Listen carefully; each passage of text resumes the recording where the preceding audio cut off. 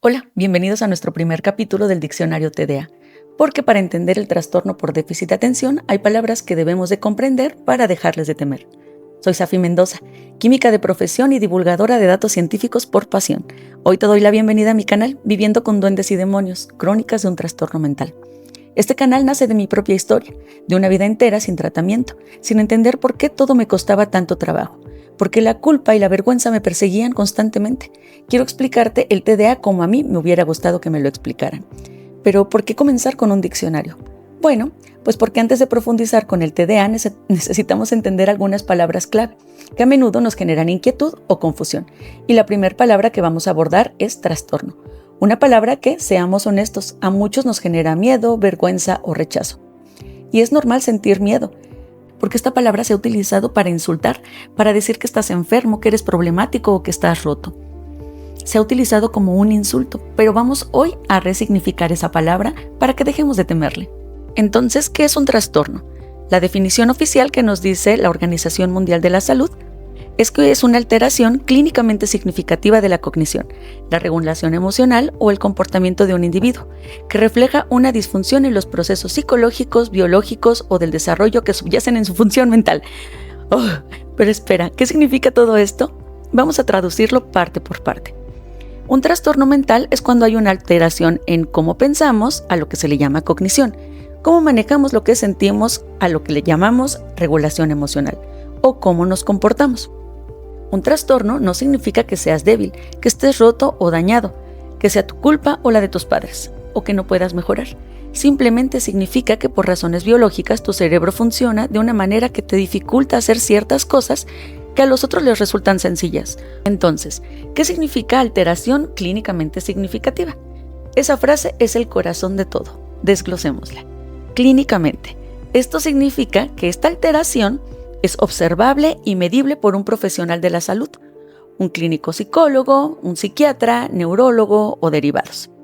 No es solo una sensación subjetiva, por ejemplo, es que me siento mal, o una opinión personal, yo creo que estoy enojada, no.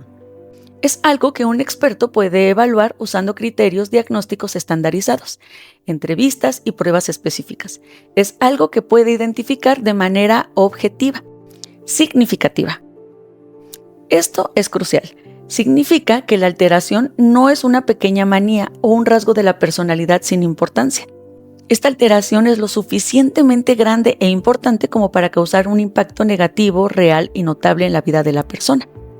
Piénsalo así, ser un poco desordenado no es clínicamente significativo, pero que el desorden sea tal que no puedas encontrar documentos importantes, que pierdas tu trabajo por no cumplir plazos o que tu casa se vuelva insalubre, eso sí es clínicamente significativo. En resumen, una alteración clínicamente significativa quiere decir que hay un problema observable por un profesional que es lo suficientemente grave como para interferir de verdad en tu bienestar y tu capacidad para funcionar en tu día a día. Pero además debe de cumplir con 3 criterios. ¿Cuándo algo es un trastorno? Para que los profesionales de la salud consideren que algo es un trastorno, y no solo una dificultad pasajera o un rasgo de tu personalidad, se fijan en 3 aspectos clave que demuestran que es significativo. 1. La frecuencia. ¿Con qué frecuencia ocurre? Ocasional, eso es normal. Constante, casi diario, eso es un posible trastorno. Pero además debe de haber intensidad. ¿Cuánto afecta a tu vida?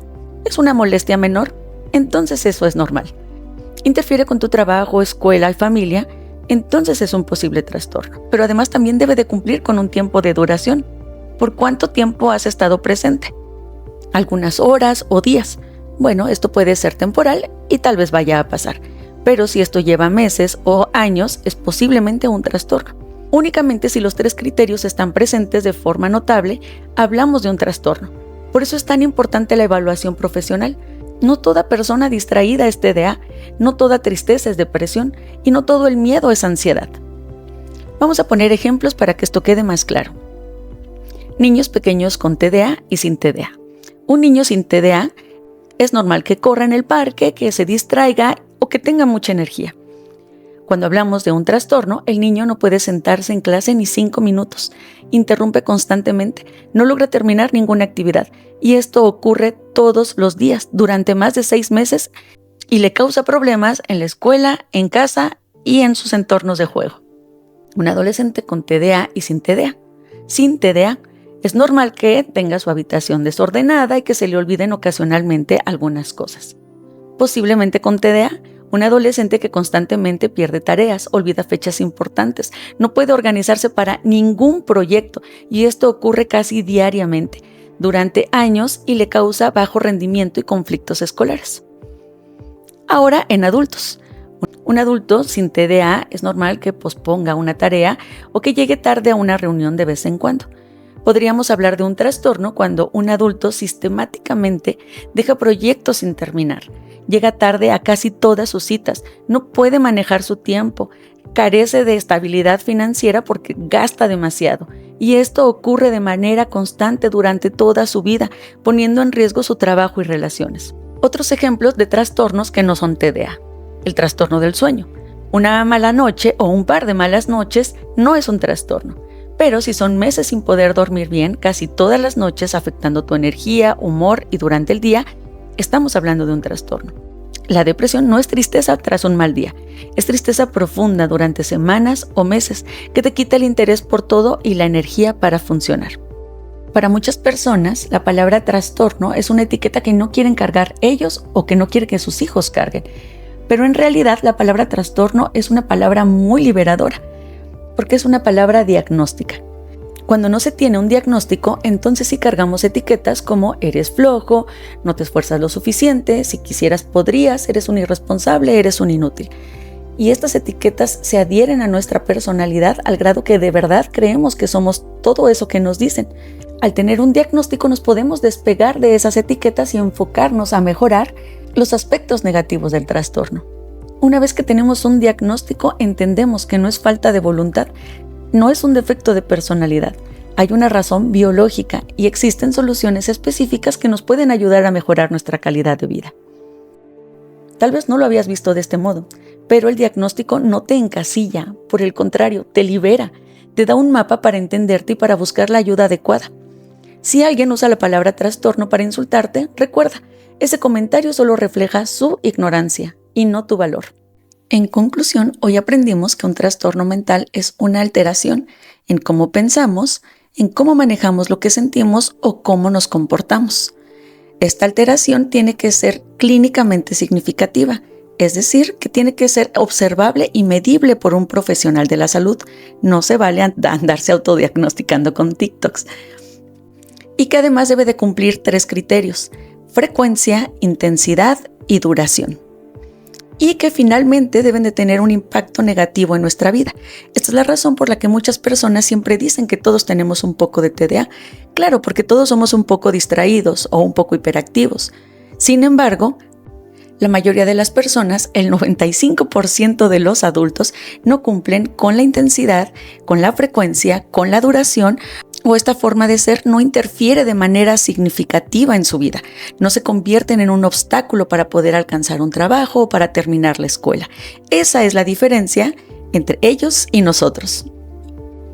Y no es que quiera que nos adueñemos del TDA y que solo es nuestro y nadie más puede tenerlo, pero la realidad es que solo el 5% de los adultos lo tienen. Y el hecho de que minimicemos los síntomas de otras personas y que digamos que todos tenemos un poco de TDA, impide que las personas que verdaderamente lo padecen busquen la ayuda que necesitan y que puedan mejorar su calidad de vida. Porque el TDA no es fuerza de voluntad, se necesitan herramientas especiales y en muchos casos ayuda farmacológica para que la persona entonces pueda alcanzar su nivel óptimo o acercarse a él. Con esto terminamos el primer capítulo. Espero que te haya gustado y te invito a ver el cuento Viviendo con Duendes y Demonios, que es mi historia y que en realidad también es la tuya, y narra cómo es vivir con un duende y un demonio en nuestra cabeza que la mayoría de la gente no puede ver. Te invito a ver el siguiente capítulo en donde vamos a hablar de otro gran monstruo temido: normalidad. ¿Verdad o mito? ¿La normalidad existe? ¿Pero qué es? ¿Quién o qué es normal? No te lo pierdas en el siguiente episodio. Finalmente te recuerdo que este proyecto nace del amor, de mi necesidad de resignificar toda una vida entera del dolor de no haber atendido mi trastorno. Te invito a que no cometas mis errores. Atiéndete. He encontrado en ayudar a otros mi propio propósito de vida. Ayúdame a que este sueño no muera. Comparte con quien lo necesite. Nadie merece vivir a merced de un trastorno mental no atendido. Yo soy Safi Mendoza, tu hermana neurodivergente, y te quiero mucho aún con esa cabecita incomprendida.